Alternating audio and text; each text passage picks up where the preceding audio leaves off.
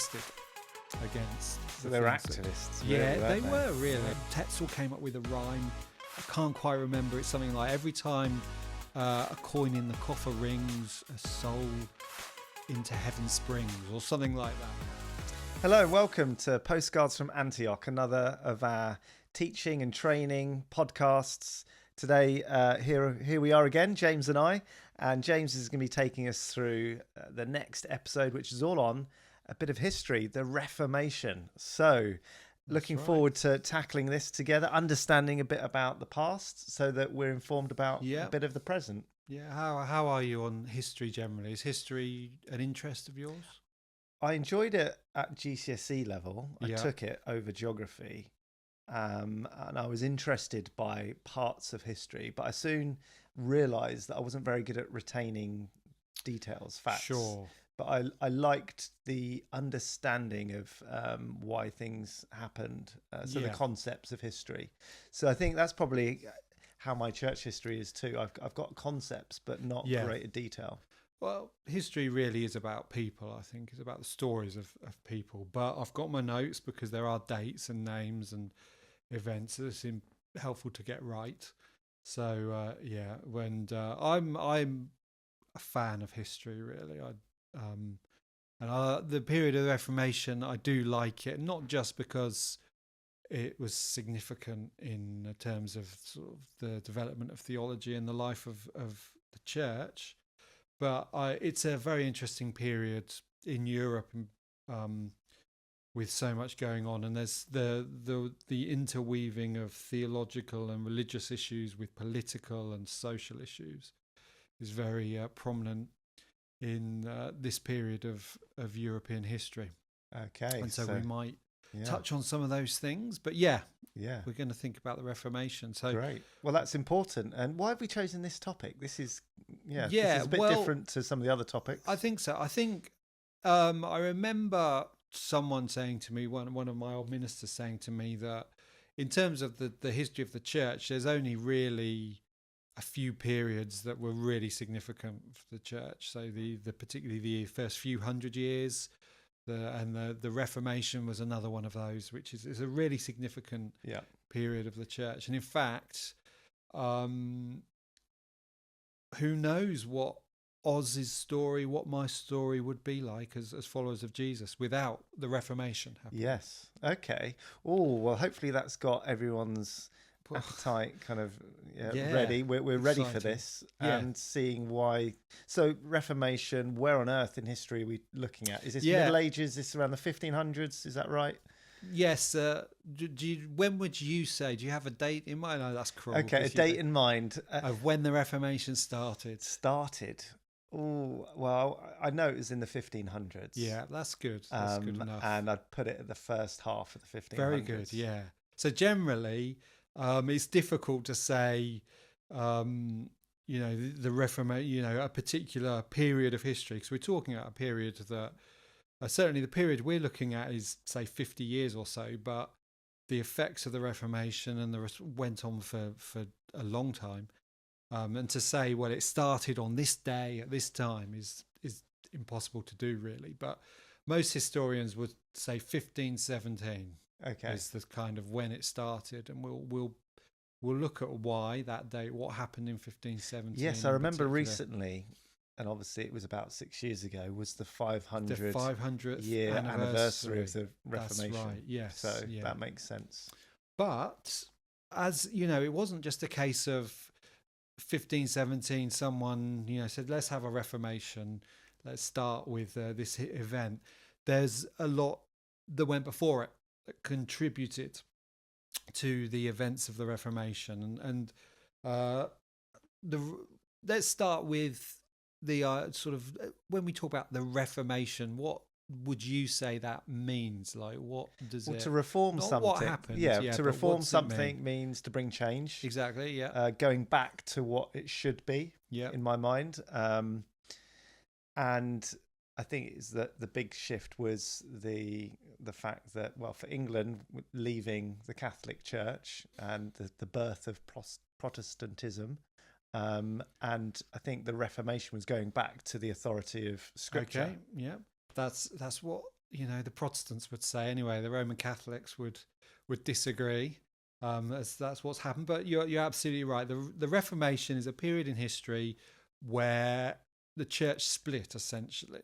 A group broke off from the Roman Catholic Church, which was the dominant sort of Christian expression, particularly in Western Europe, called the Protestants, and sort of started a new church essentially. And again, you've picked up on the themes. It's called the Reformation because the original goal was not to break away and start a new church, but to reform the Roman Catholic Church that people felt had lost its way and was moving away from the truth. And the Protestants, the group that did that, so called because they protested against. So they're activists. Yeah, really, they were really, Yeah. and it's quite remarkable some of the things that happened. But before that, can you think of anything that might? Well, this is too big a question. I won't ask you that. But there are a few things that happened in the build-up that kind of created the right environment. Now, okay, King Henry VIII. So before that, it wasn't him and his marriage that he wanted to. That is a part of the Reformation. Yeah, we'll and look at so that. the Catholic Church didn't let him. I'm talking like way back to the previous century. A few things that happened. The previous century. Yeah, 14th century. What happened in the 14th century? 15th century. Well, the 14th, 15th. 15th. There's lots of things happened. You might need to give me a bit of help. I'll put you out your misery. So there are kind of a few things that helped provide the environment where a Reformation could happen. One of the things...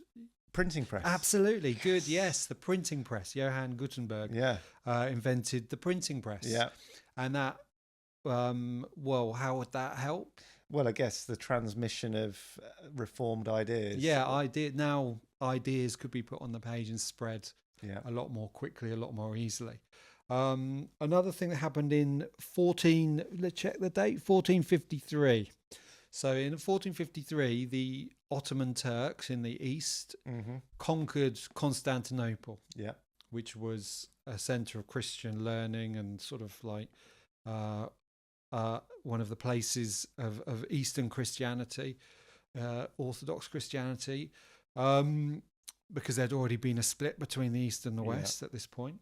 And the fact it was conquered by the Turks meant that all the sort of scholars from the East fled west and set up in Western Europe. And that created an environment where a lot of new ideas, theological ideas were coming. Greek theologians particularly were bringing new ideas, new thoughts, and they were being discussed and debated in the West.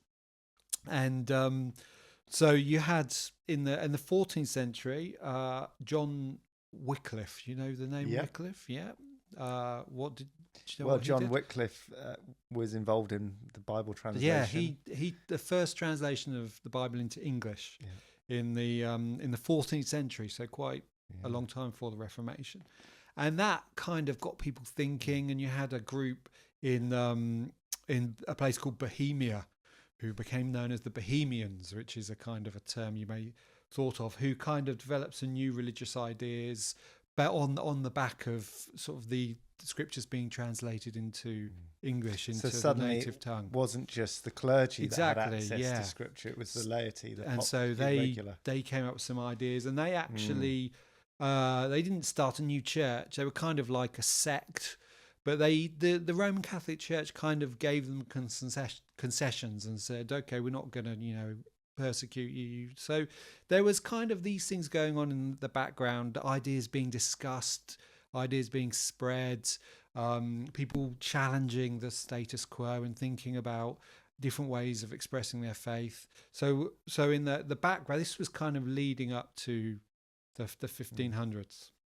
And then... one of the events that kind of triggered the Reformation was in a new pope. Leo X became a new pope in 1513. And he was, a quote from him, he told his brother once, he said, "Since God has given us the papacy, let us enjoy it." So he spent a lot of money, a lot of lavish lifestyle, a lot of parties. He was that kind of pope. He sort of papacy was there to be enjoyed. So, and one of the things he wanted to do was build a new cathedral in Rome, St. Peter's Basilica. Okay, you may have heard of that. Famous one. Yeah. Yeah, very famous, beautiful building. But this costs money. Mm. So around we're getting towards 1517, and one of the ways that Pope Leo wanted to raise money was the selling of indulgences. Okay. Now, have you heard of indulgences before? Yeah, it's kind of one of those phrases that comes up. Yeah. And do you know what it was? What an indulgence is? What is giving money basically to the Pope and the Catholic Church for their ends. So any excess. So there are lots of different indulgences in the Roman Catholic tradition. And not all related to money, but it was a kind of, look, the church says, if you do this, you will get this result, generally forgiveness of sins or so on. And then a new indulgence was introduced, which was if you donate money, you will get your sins forgiven, or the sins of those who have already died or in purgatory, their sins will be forgiven. This was a way, so they were selling this sort of essentially selling a way of your deceased relatives being released from purgatory and sent to heaven, having their sins, sort of remission of their sins after death. And Pope Leo sent a monk called Johann Tetzel. I don't know if you've heard of him. No, he was like Pope Leo's best salesman. And he sent him into Germany to sell these indulgences. And there was an Augustinian monk called Martin Luther, who you may have heard of. And Martin Luther wasn't sure about these indulgences. Actually, he thought they didn't sound good. I mean, indulgences as a principle were part of the sort of Roman Catholic theology, but he particularly objected to Johann Tetzel's indulgences and kind of the way he sold. And Tetzel came up with a rhyme. I can't quite remember. It's something like, every time a coin in the coffer rings, a soul into heaven springs, or something like that. He had a little jingle. So it was something like that, a little advertising jingle. And Martin Luther thought this was nonsense, and he wrote an article called "The Disputation on Power and Efficacy of Indulgences," which is a long way of basically saying, I don't think indulgences do anything. I think they're a waste of time. And he this became known as the 95 Theses, this paper. Yeah, the one that was typically sort of nailed to the door. And the story goes, it's not known if it's historically entirely what happened, but the story goes on the 31st of October in 1517, and this is the date where people say this was the beginning of the Reformation. Martin Luther nailed the 95 Theses to the church door in a place called Wittenberg. And what Luther was doing is he was trying to make a scene to try and provoke discussion and debate. Like, he was saying, what's going on here? This is ridiculous. Let's talk about it. But of course, what happened was the German townsfolk loved this, thought this was absolutely right, thought Luther was right, and they stopped buying the indulgences. And so Pope Leo's not happy because suddenly this money's not coming in. So he sends people to make Martin Luther recant, as in take it back, Martin. Come on, you don't mean it. Take him back. And Martin Luther says, no, I'm not recanting. I'm standing my ground here. So this actually, you get the impression maybe that this might take a few months, but this was going on for years, this back and forth.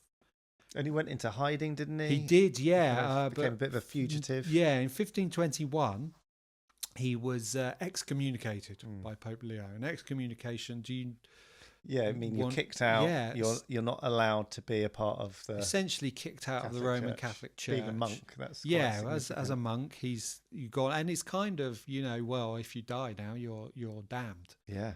So it's a big thing. And do you know what Martin Luther's response was when he received this official document? Did he rip it up? No, he burnt it. He burnt publicly it. burned Publicly this burnt papal it even bull. more than Yeah, which was obviously a huge thing, because now he's not just saying, I'm not sure about, indulgences. He's now saying, I reject the authority of the Pope. I think, the Pope is wrong here. And so it became a huge deal. And this Martin Luther's excommunication has never been lifted.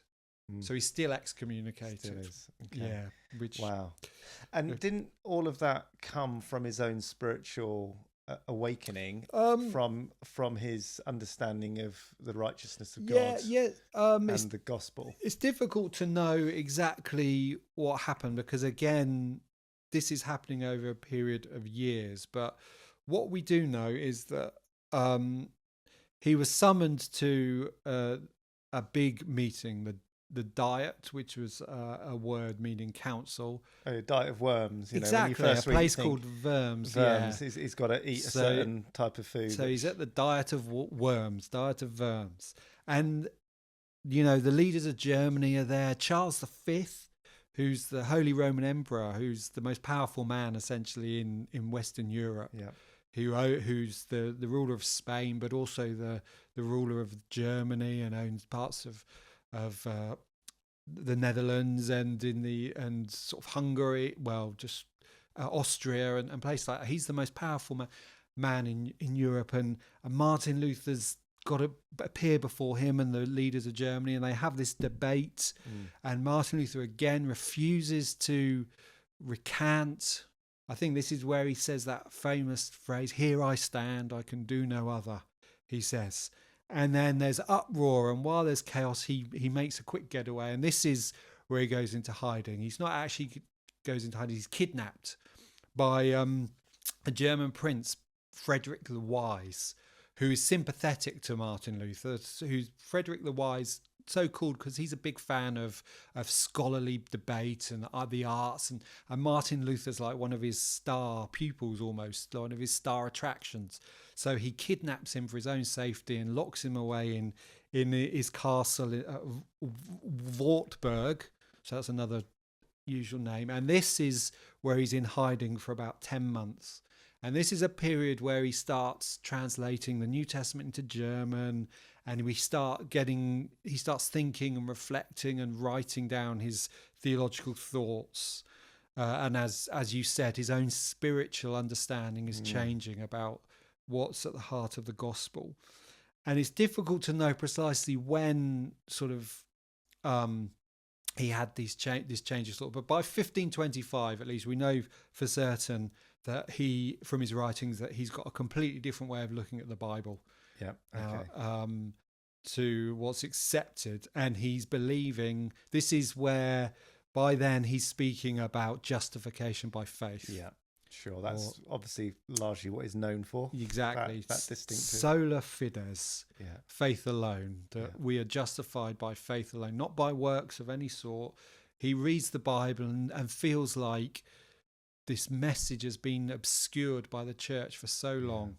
That actually what the argument of the whole Bible is that we are saved, we are justified by faith in God, not by our actions. Not by our work, our indulgences, doing what the papacy say. Yeah. Yes. So, and this is kind of where it all kicks off, and it's a combination of this popular discontent with the Catholic Church. There's a lot of discontent with the Roman Catholic Church, and the sort of perceived corruptions and all these kind of things, and this combination of intellectual dissent and people questioning what was accepted and just discussing, and the political tensions of the time resulting other nations reacting to the power that people like Charles V and the Pope had, and siding with the Protestants because it was a way of kind of rebelling against the powers. And we get that even today, don't we? A tendency to criticism of the institution and of the leaders and the politics and the bad leadership shown through money grabbing, personal ambition, rather than the people rebel. They step up. There's a bit of a revolution. There is. I mean, it's kind of low scale, because one of the things Martin Luther is sometimes criticised for, he's still very conservative in terms of his political views and social views. So a lot of the thoughts of the Reformation empowered the working people and the peasants, because it was, we can have access to the scriptures ourselves. We don't need the priest to interpret the scriptures for us. And that resulted in social upheaval. So there was an event in Germany called the Peasants Revolt, where the peasants sort of revolted against their rulers, but Martin Luther sided with the rulers against the peasants, and that's kind of, for some people, that's a black mark against his name, because it was kind of a brutal put down of the revolution, as tended to happen in those times. So it was this social unrest as well, and so on.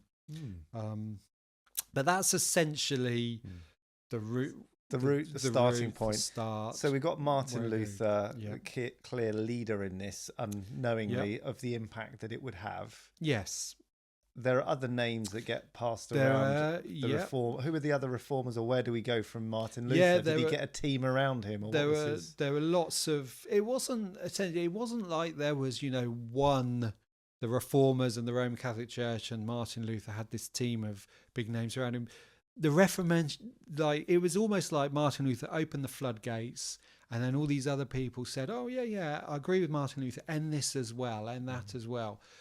So a Swiss theologian called Ulrich Zwingli, he's another one. He's a fairly big name, who was kind of more radical in some ways than Martin Luther in terms of churchmanship and so on. And we might talk about that in a little bit, because the reformers didn't always agree with one another on various issues.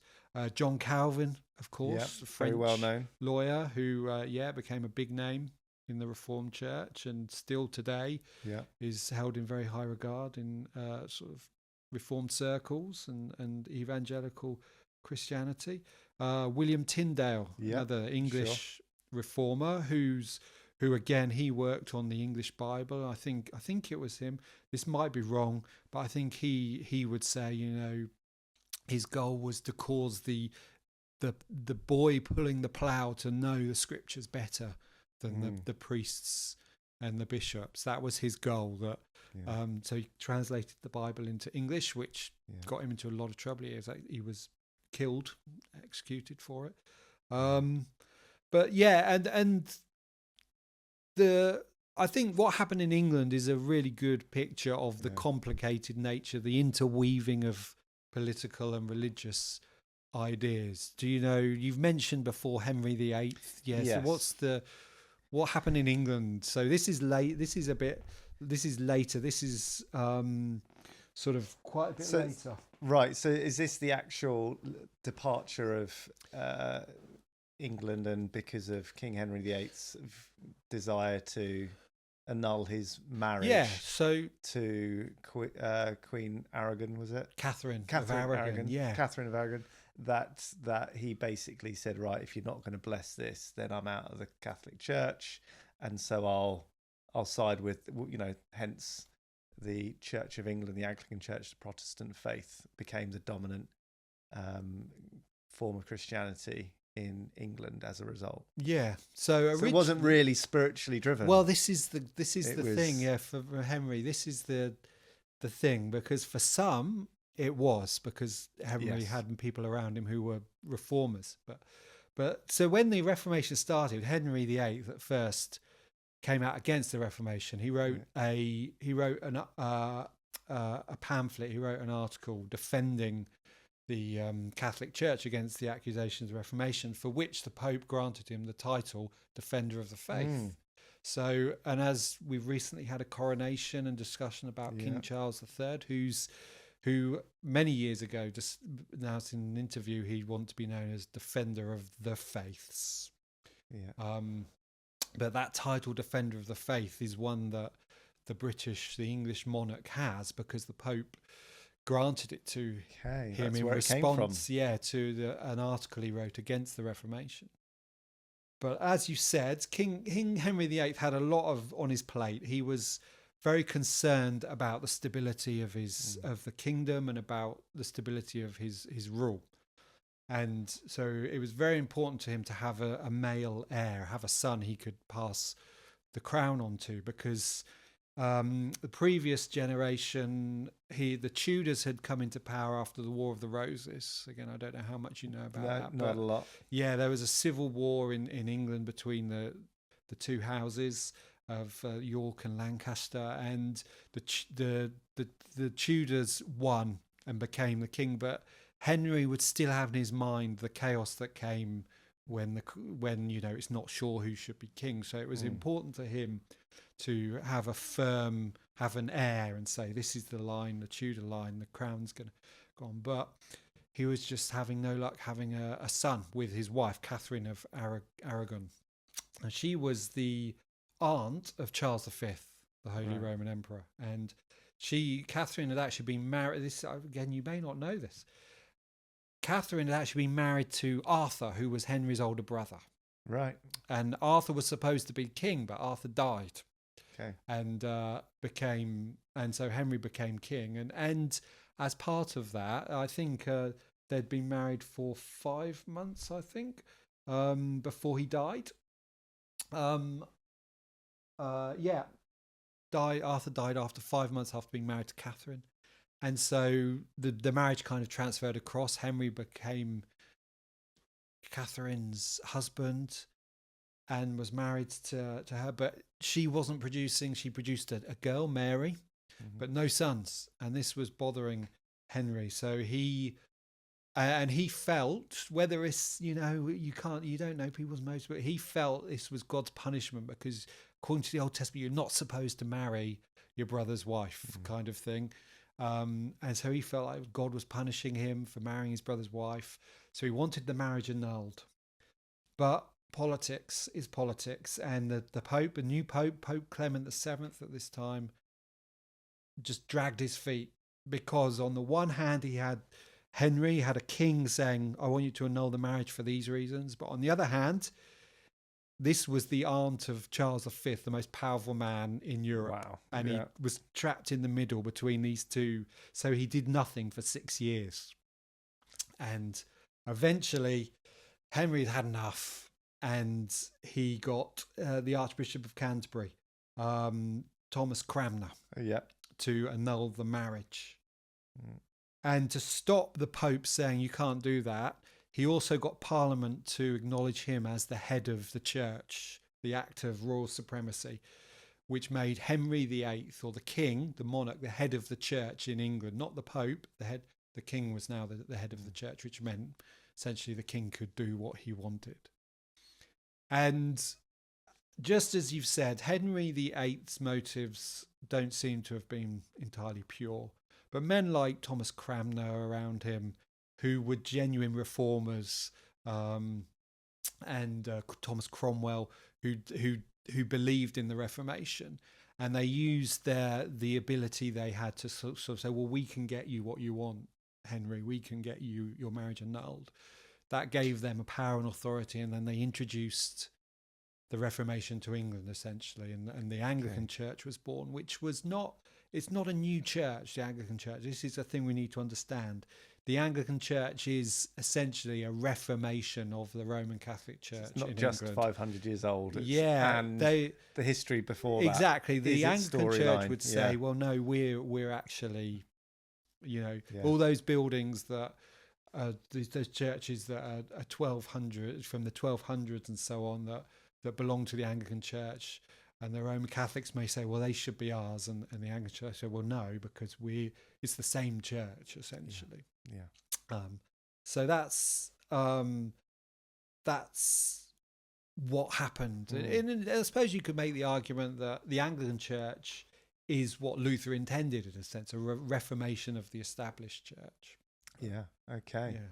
So that's something that became individuals, reformers, had then the structure with the King Henry VIII and the Church of England for Protestantism to really become not just individuals spreading literature, but that provided maybe a bit of a framework for the Reformation to really take hold at a national level. In England, absolutely, yeah. And obviously different for Germany, for France, different story. Yeah, it's less of an uptake. Different, yeah. So France, the main French reformer was John Calvin, of course, but he was exiled from France because France remained a Roman Catholic country, and although there were very strong pockets of Protestantism, the Huguenots were one of the most famous French Protestant forces, but they were persecuted and eventually fled, and a lot of them fled to different parts of Europe, including England. But so John Calvin was exiled, and he was actually invited by a man called William Farel to come to Geneva in Switzerland and say, look, we've got the city here, and while Calvin's passing through the city as just a Protestant leader and preacher and reformer, they say, why don't you stay in Geneva and run the city, and we'll set up a city that is run along Protestant theology, and that a theocracy. And that was the case, and that didn't happen for a while. In fact, I think Calvin was expelled from Geneva for 3 years because I'm not sure the city authorities were a huge fan of this idea. But eventually Geneva became the centre of the French-speaking Reformation, with sort of Calvin as one of the leaders of the city. Yeah, okay, sure. And then what followed was some of these Protestant denominations being formed, things like the Lutherans. Exactly. This is that right? As we mentioned earlier, it wasn't like there's the Reformed Church and the Roman Catholic Church. The Reformers went off with different views on things, like the Lutheran Church, the United Reformed Church, all these churches. Dutch Reformed. The Dutch Reformed, because they didn't agree on everything, as I said. No. Like, one of the big topics for disagreement amongst the Reformers was communion. What was happening at communion? There were the traditional Roman Catholic view was transubstantiation. Do you know transubstantiation? So the bread and the wine, not just being symbols of the body and blood of Christ, but actually becoming, and like you're eating the flesh, drinking of the blood, you're participating in the elements that are Christ's sacrifice in that moment. When you're taking the elements of the communion, they become the literal body and blood of Christ. And that was the Roman Catholic doctrine. And Luther held a position called consubstantiation. Do you know what that was? Well, I know that Luther or Zwingli, one of the two, was more extreme than the other in that it's purely the symbol, and the other one, you'll probably tell me which, was a bit more, well, it's symbol, but it's got a spiritual significance and union with Christ. The consubstantiation, which was Luther's position, was that no, it's still bread and wine, but it coexists with the body and the blood at the same time. Whereas Zwingli, as you said, and Calvin said, no, these are symbols of the body and the blood of Christ. And there was a formal debate that the Reformers had amongst each other as to how is the correct way to interpret Jesus' words. This is my body. Are they just a metaphor, which is what Zwingli and Calvin said, or Luther would say, well, no, he said it, so it's true, and so these were the kind of discussions where they didn't agree. So as a result, you had different church traditions, and some of the Reformed traditions went a lot further than Luther had intended. Like the Anabaptists, for example, were a group which kind of associated with the Baptist denomination, but they were a lot more radical in the period of the 1600s than they are now. I say that as an ex-Baptist minister myself, believing in Anabaptists, their name being rebaptizers, because they believed you baptized people on confession of faith rather than when as a part of their sort of birth. Right. Which is what the Roman Catholic did, what the Roman Lutherans did. You baptize infants. Baptism. Sort of as baptizing them into the Church of Christ. Whereas the Anabaptists said no, you baptize people on confession of faith. And that was too far for a lot of the reformers. And the Anabaptists also had ideas like, well, no, the early church held everything in common. We should hold things in common, sort of Shared very possession. socialist, which was not very popular at all with the powers in. So the Anabaptists were persecuted by everyone, reformers and Roman Catholics alike. So, and that's one of the that's one of the realities of the Reformation is just I'll mention in passing Michael Servetus, who was a scholar and a theologian who I think actually wrote the earliest complete correct description of how the human pulmonary system worked. He was a clever man, but he was on the run from the French authorities because he was a reformer, and he fled to Geneva where Calvin was. But the problem was he and Calvin had beef already. They had fallen out over things, and Calvin he sort of said to Calvin, "Can you help me?" And Calvin handed him over to the city officials, and he was arrested and burnt at the stake. And that was a bit of a public relations nightmare for the Protestants, because up to that point it was the Roman Catholics who had burnt doing the burning, the reformers at the stake, and the reformers had avoided sort of executing people and so on. But so it's not all a pretty picture. No, they're not. That's right. They don't get it all right. That's the reality of humanity, though, isn't it? None of us are perfect, and none of us are. No one is a pure hero or pure villain, really. Our faith isn't in the reformers, but in what they were trying to reform, which was that by faith alone. That's how we're justified. And I think in Christ. That's important to remember, because sometimes you talk to Christians who speak of the reformers as though they're infallible and they're sort of beyond human and so on, almost elevating the reformers the way that the Roman Catholic Church might do the Pope, for example. Yeah. And it's important to remember that everyone involved, they were human beings, and they said some good things. They said some things that you might say, well, I'm not sure I agree with that. And that doesn't devalue the contribution they made to theology over the years, and certainly. And how actually there's a process of time for each one, and a development, and multiple different people. They didn't all sit together and agree, Absolutely. This is our set reformed theology. Yeah. It was a moving, organic, reactive theology in a real world, and with its shortcomings and its failings.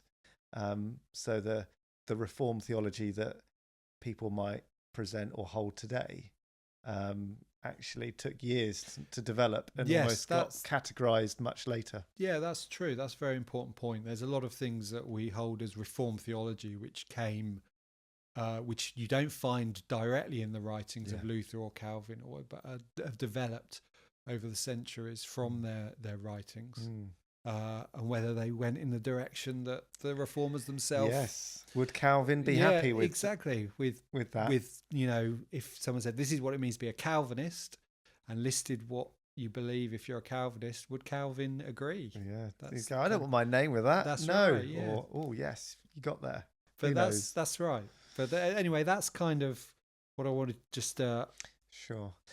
That's helpful. So you started by saying we might not be sat here today doing this if these events wouldn't have happened. And these events are many and varied over a period of time, and with lots of historical, political, socioeconomic contexts.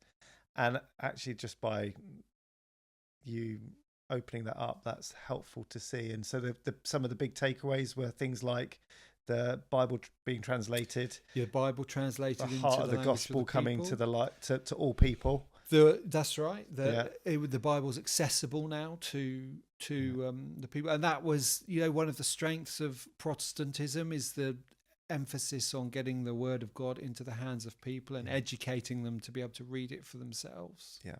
Not be dependent upon the priests to tell them what the Bible said. Good. An attempt to get back to those core messages, particularly of Paul's letters and the gospel that we're saved by faith in God, not by works, and everything that comes from that. Yeah, that's really helpful. Thank you, James. Thank you for taking us through a bit of a history lesson. Yes, yeah, I hope it wasn't too difficult. No, good. If only all our history lessons were that fun, I'm sure that people would have a deepened interest. Yeah. So there's an opening. It's an interesting period. I find it interesting. It is, and with that spiritual relevance for us today. Our faith is not just built on our own personal experience and a bit of reading our own Bible. It's built on these individuals that actually gave their lives, some of them, for the sake of the gospel. And God used them by his grace for that. Thank you. Well, thank you, listeners, as well, for joining us today in this episode all about the Reformation. Thank you, James, for the time you've given to explaining that and looking into it afresh. And we hope you'll join us again for another Postcards from Antioch episode coming up soon. Thank you, and bye.